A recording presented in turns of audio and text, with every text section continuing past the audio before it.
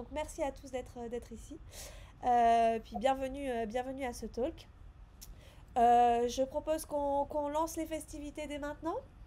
Donc bon, ben voilà, c'est notre troisième et dernier talk de notre série autour du thème Designer pour un monde meilleur, qui a été choisi par le vote cette année. Aujourd'hui, on va faire un focus sur un sujet chaud qui va être l'IA et sa contribution et ses limites à créer ce monde meilleur. Donc, comme intervenant et intervenante aujourd'hui, en plus donc de Sarah Lecoffre, ma collègue, et de moi-même Manon Bonessave, qui sommes experts UX chez SQLI Suisse, nous avons avec nous plusieurs intervenants et intervenantes qui nous parleront de leurs solutions qui intègrent l'IA pour un monde meilleur. Je vous propose de faire un rapide tour de table en commençant par Anne-Gaëlle. Enchantée, Anne-Gaëlle Filbert, donc je suis présidente de la société Corp Media basée dans les Vosges et on travaille sur l'image globalement et l'analyse de l'image plus spécifiquement. Super, merci Anne-Gaëlle. Gauthier, est-ce que tu veux prendre la suite? Oui, avec plaisir. Bonjour à tous. Donc Gauthier, moi je travaille à la SGS. Je suis product manager d'une solution qui s'appelle Detect. Et on en parlera un peu plus en détail plus tard. Mais Detect, en gros, permet de centraliser des images extraits, notamment pour le compte des douanes, dans le cadre de contrôle de marchandises. Super, merci Gauthier. Et Basile, je te laisse terminer. Bonjour à tous, merci beaucoup pour l'invitation. Et en fait, j'ai l'impression qu'on a un panel d'acteurs qui travaillent sur l'image, parce que nous aussi, on travaille sur l'image et plus particulièrement sur des images satellites pour suivre la végétation. Super, merci à tous les trois pour votre présence aujourd'hui. Et puis je vais laisser sans plus attendre la main à Sarah qui a une question pour toute la salle.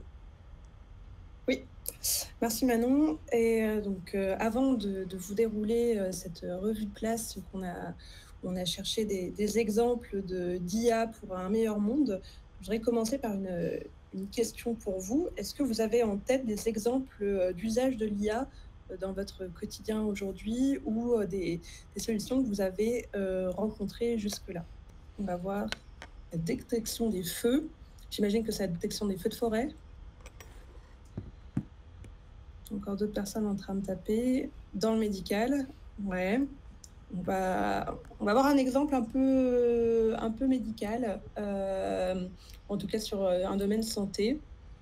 On a des exemples sur la météo, effectivement. Des recherches web, j'imagine qu'on va être beaucoup autour de tout ce qui va être Gemini, ChatGPT, peut-être. ChatGPT et le copywriting, effectivement.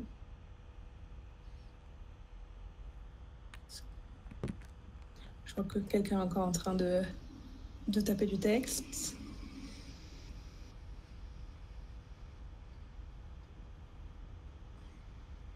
Deux personnes, trois.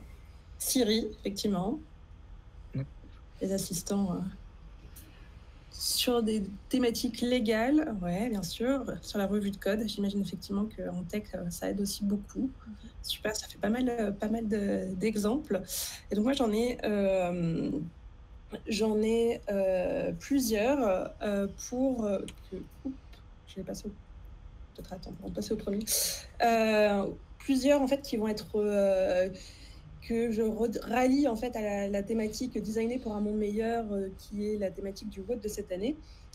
Pour les trouver, donc j'ai regardé différents objectifs de développement durable et des solutions chez les clients de SQLI et en dehors des clients de SQLI. Donc nos trois invités ont tous une solution qui se rattache à des objectifs de développement durable, et j'en ai identifié deux autres que je vais vous parler dont je vais vous parler avant de leur laisser la parole.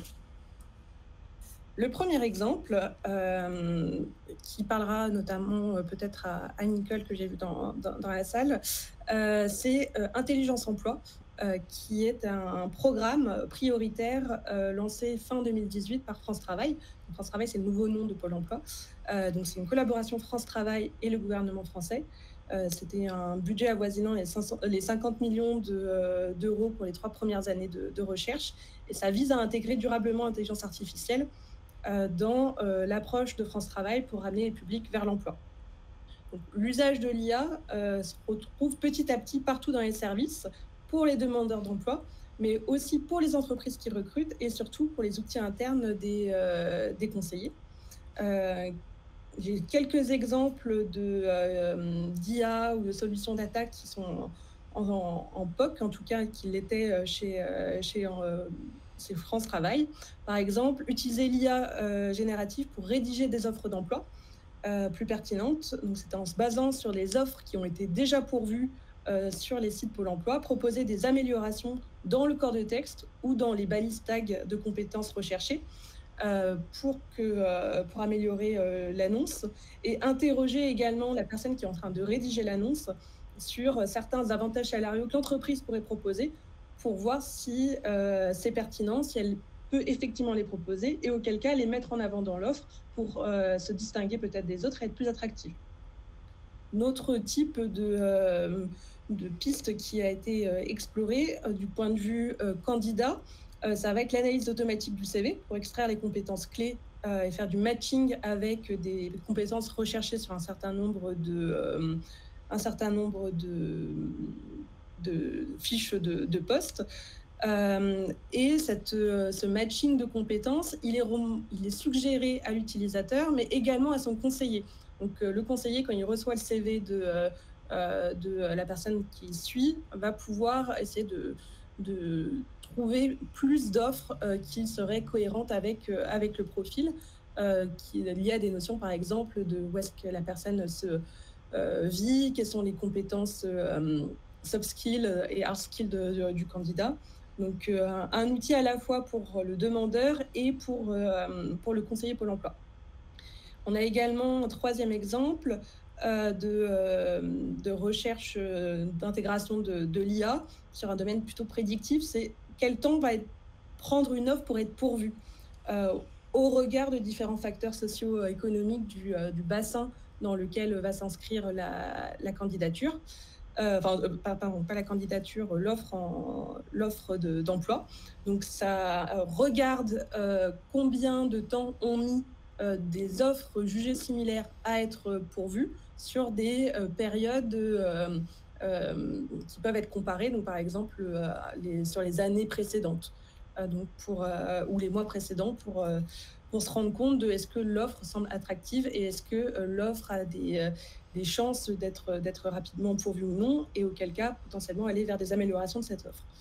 Il y a beaucoup d'expérimentations qui ont lieu chez France Travail, et de manière générale, France Travail a positionné l'intelligence artificielle en la définissant comme réellement un outil d'aide à la performance qui ne prend vraiment pas la place du conseiller au sein des échanges avec les entreprises, avec les demandeurs.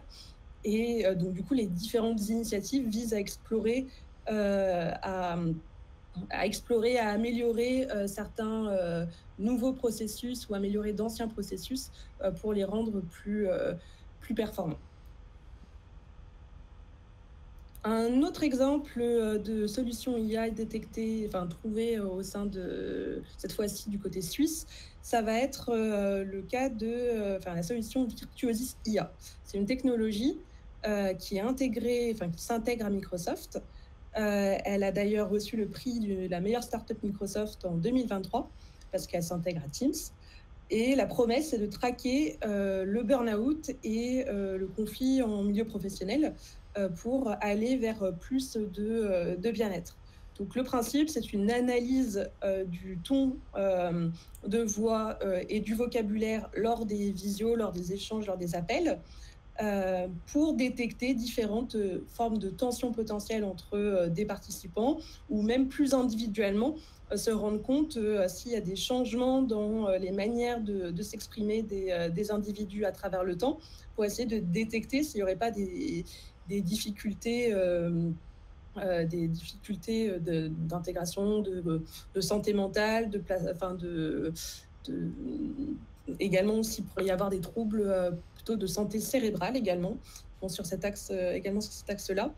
Et grâce à l'usage dans le temps, la précision s'affine en connaissant l'utilisateur qui l'écoute et qui, entre guillemets, qui le traque, pour arriver à se rendre compte s'il y a des actions qui pourraient être menées sur cet utilisateur.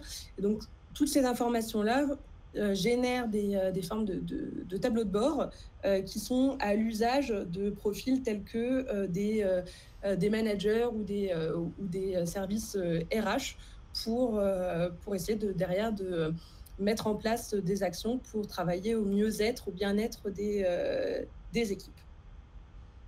Donc ça, c'est deux exemples.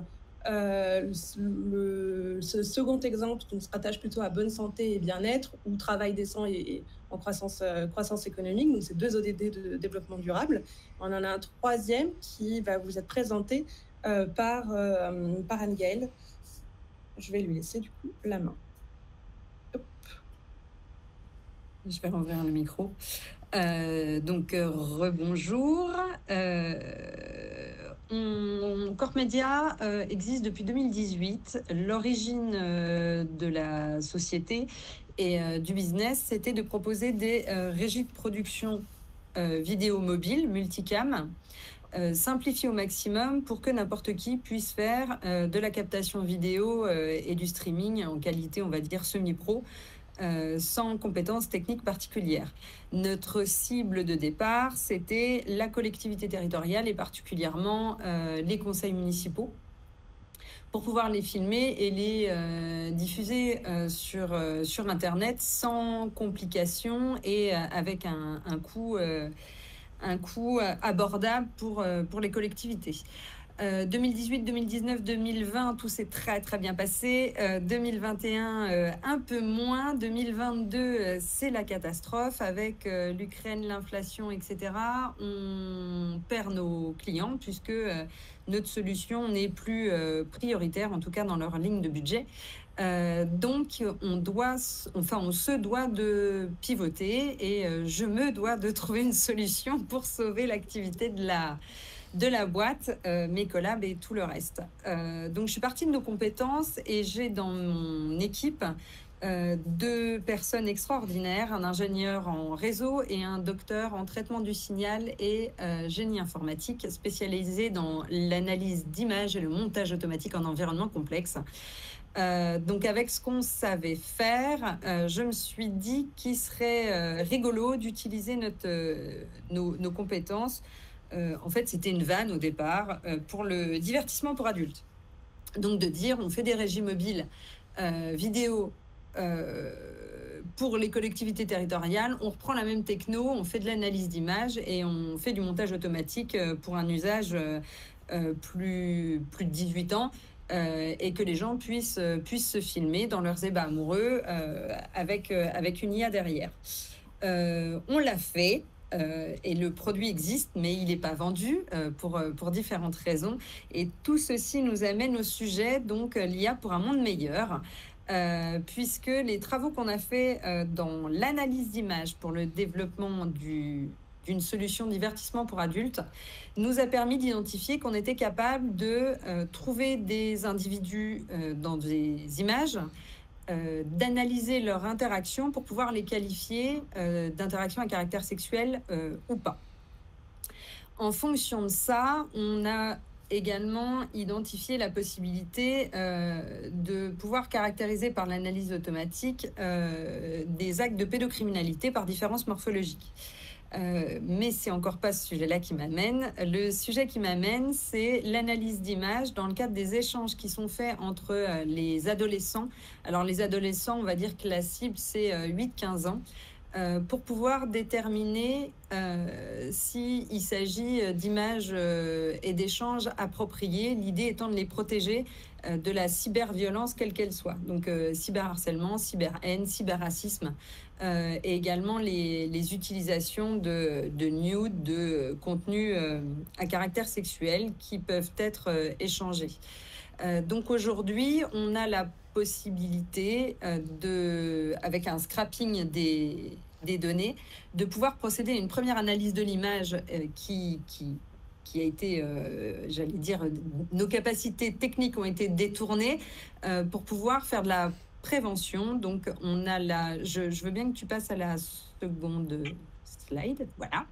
Donc aujourd'hui, c'est opérationnel. Pour faire de la prévention, notre algo, on vous a mis un petit QR code, vous avez un lien, vous pourrez essayer, va être capable de détecter de la nudité, du contenu à caractère pornographique ou des situations type selfie, déshabillé, pour pouvoir envoyer aux utilisateurs, donc aux enfants, des messages pédagogiques ou de l'accompagnement dans le cadre d'une aide à aller chercher pour pouvoir se sortir d'une utilisation inappropriée par rapport à la tranche d'âge.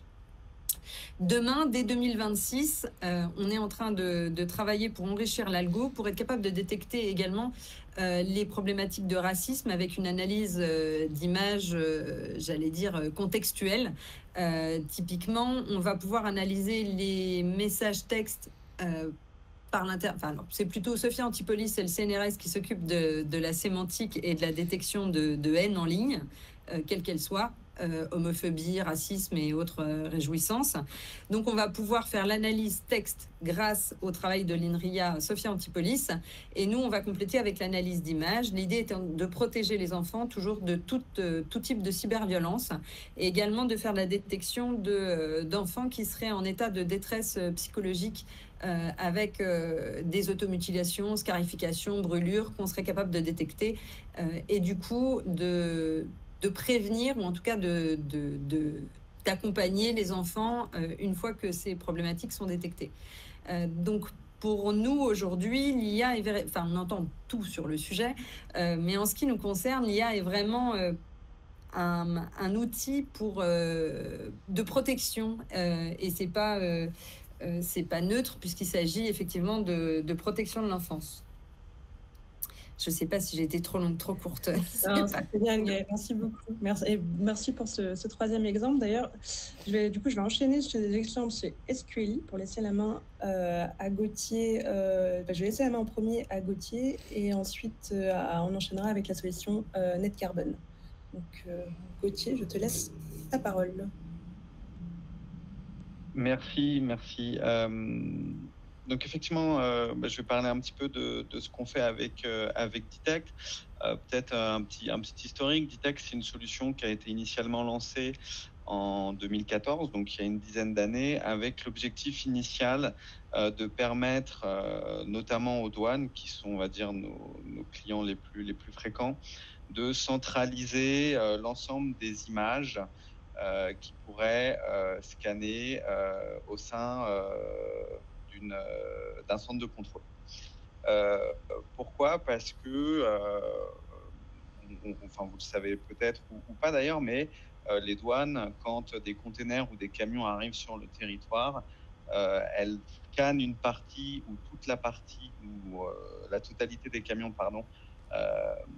pour pouvoir faire de l'analyse d'image et comparer le contenu du camion avec ce qui a été déclaré en douane.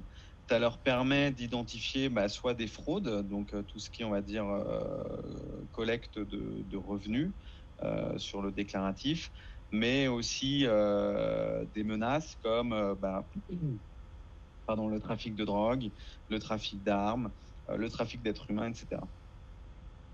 Donc ces scanners sont assez clés, on va dire, en termes d'outils pour les douanes et pour la sécurisation des frontières au niveau des États. Et donc, pour, on va dire, améliorer, fluidifier les processus et puis aussi digitaliser, on a proposé cette solution pour leur permettre de centraliser l'ensemble des données à un seul endroit, donc les données images, évidemment, qui pouvaient être collectées via les scanners, et aussi ce qu'on appelle les données transactionnelles, donc toutes les données qui peuvent être relatives à la déclaration douanière, au manifeste quand on parle d'un bateau, Airwaybill quand on parle de fret aérien, etc. Et faciliter cette analyse.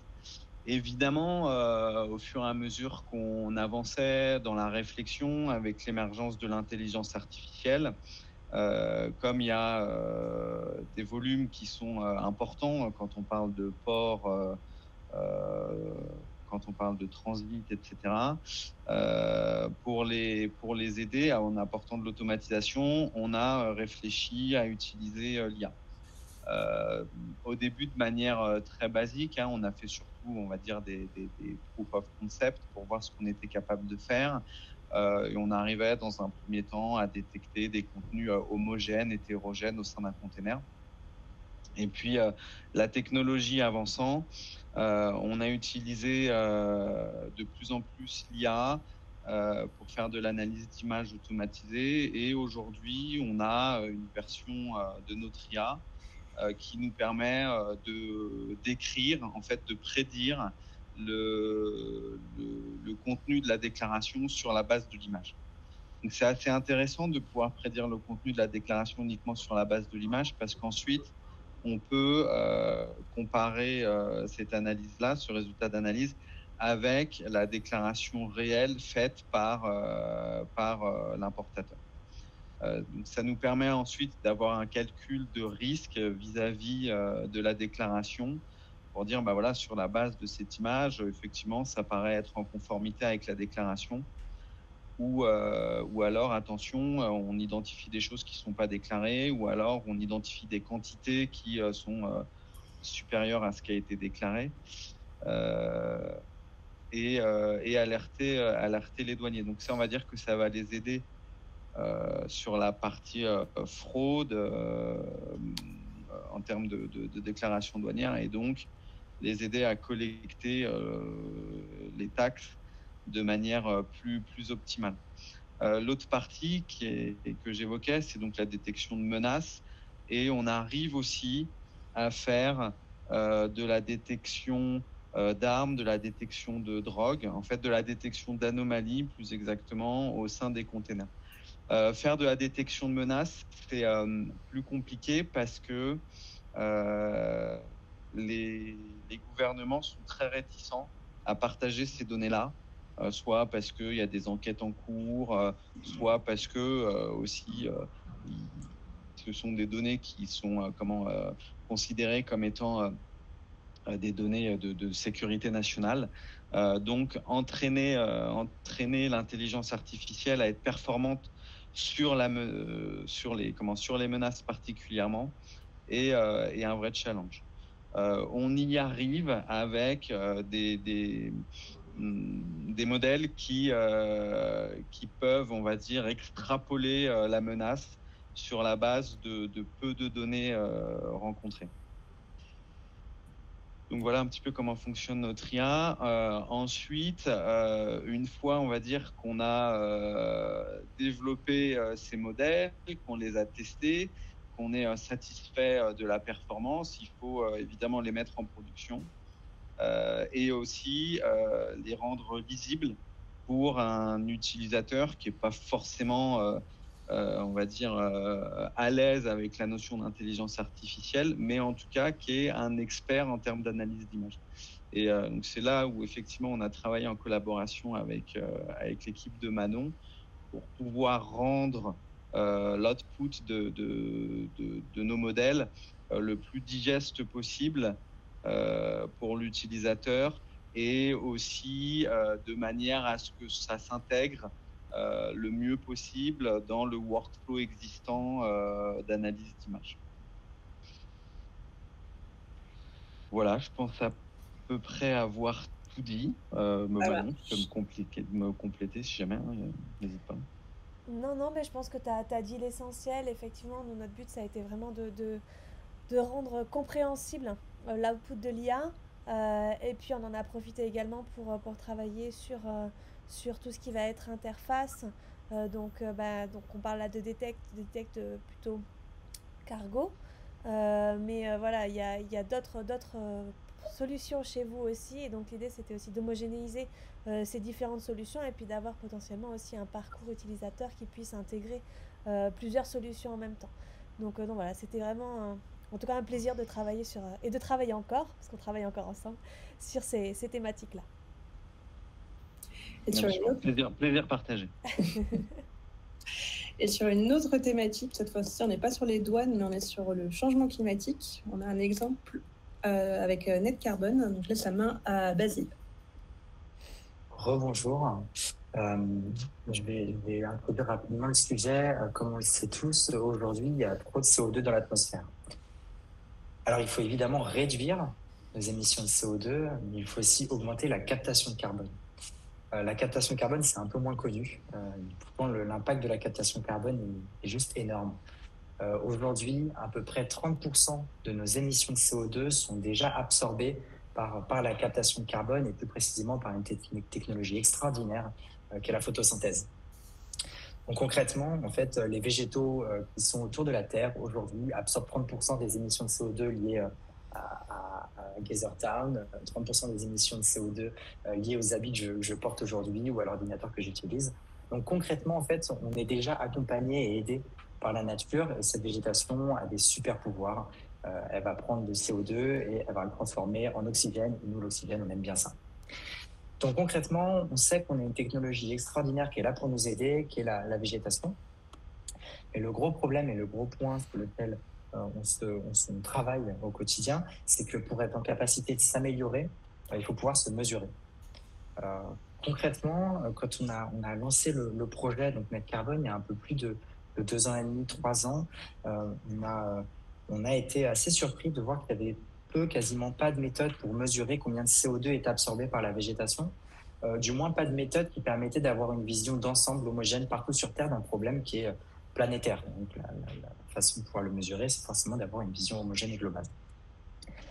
Donc, on a travaillé, alors évidemment, c'était mon domaine de compétences, le traitement de données satellites, donc on connaissait bien ça, et puis on travaille avec des laboratoires de recherche pour pouvoir construire la meilleure méthodologie de mesure du carbone par satellite. Pour ça, on s'appuie sur 2 technologies extraordinaires, pas au même niveau que la photosynthèse, mais du moins qui sont assez sympathiques. On va travailler sur des données satellites. Donc, les données satellites, ça nous permet d'avoir en fait un état de la végétation, mais plus particulièrement en fait d'avoir des couleurs, donc du rouge, du bleu, du vert, mais aussi des couleurs que nos yeux ne sont pas capables de voir, par exemple du proche infrarouge ou même d'une thermique infrarouge. Ces données nous permettent vraiment de suivre tous les 5 jours l'évolution de la végétation, même déjà la présence ou pas de végétation. Alors là, on a la première étape. On a s'il y a de la végétation et l'état de santé de la végétation, mais on n'a pas le carbone. Pour avoir le carbone, on a des capteurs. Alors il y a à peu près 200 capteurs qui sont disponibles en Europe. Et puis après, on a quelques relevés de terrain. On a un peu plus de 100 000 relevés de terrain qui permettent d'avoir des estimations assez précises de combien il y a de carbone dans le sol et aussi de combien le carbone est absorbé. Et le but, c'est de corréler les deux. C'est d'imaginer utiliser donc la donnée satellite à très grande échelle comme donnée vraiment source pour avoir l'état de la végétation et la donnée capteur pour avoir une donnée vérité terrain extrêmement précise.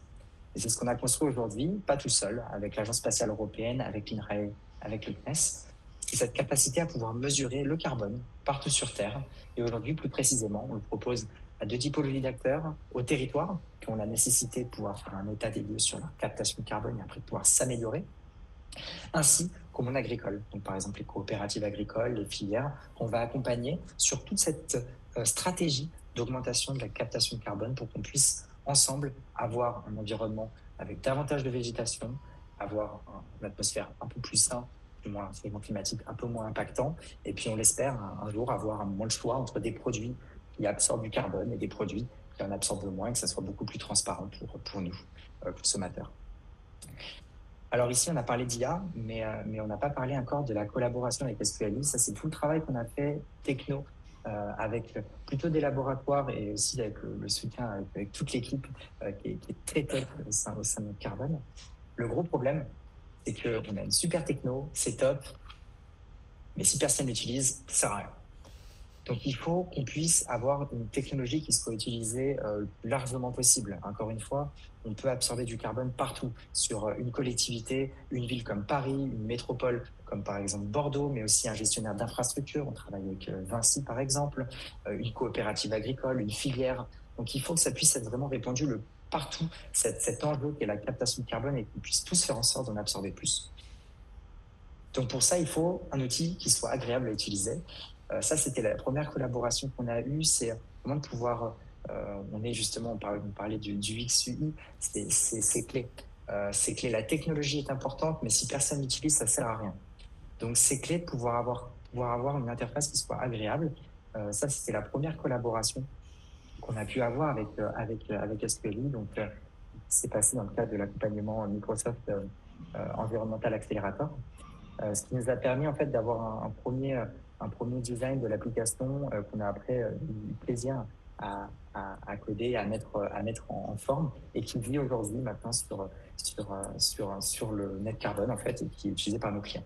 Il y a quelques semaines, on pouvait entendre sur France Inter que les recherches sur Gemini de Google coûtaient 10 fois plus en ressources que faire exactement la même recherche sur le Google Search traditionnel.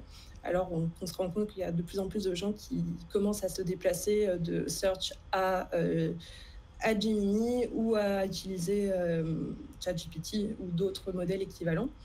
Et Gemini comme ChatGPT ne font même pas partie des 350 000 projets qui ont été recensés en termes de IA par la Stanford University dans son index 2024, puisque cet index, le champ d'études s'est arrêté en 2022, pile à la frontière où l'arrivée des IA génératives a été massive sur le devant de la scène.